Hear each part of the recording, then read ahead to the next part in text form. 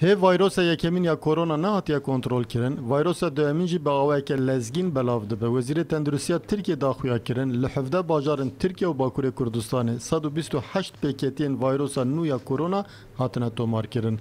Li aliyê din jî proseya vaksînkirina karmendên tenduristî û bi temenan jî didome. Piştî vaksînkirina kesên jor 85 û 95 salan, vaksînkirina 75 salan jî berdewam e. Endamekî Desteya Zanistiya Tirkiye hişyariya serhildana PLCM'in ya koronayı dide. Ocak, Şubat, Mart aylarında tedbirlere ne kadar iyi uyar? Em zivistanê taybet, sibat û adarê çiqas pabendî rênmayan bibin, çiqas zêdetir vaksîn bêkirin, mehên hezêran û tîrmehê dê niha baştir derbas bibin. Dibe gopayîzê vayroseke din jî derkeve. Lê êdî em rê û rêbazên bergiriyê dizanin. Niha bergirî zêde ne û tengezariyên me nînin. Lê eger sistbûn hebe, dibe dîsa hejmara pêketiyan zêde bibe û em rûbirûyê pêlasiyên bibin.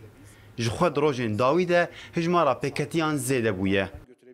Erwa hemû rojan demjimêr nehêyê vare heta 5 sibehê jî qedexe berdewam dibe.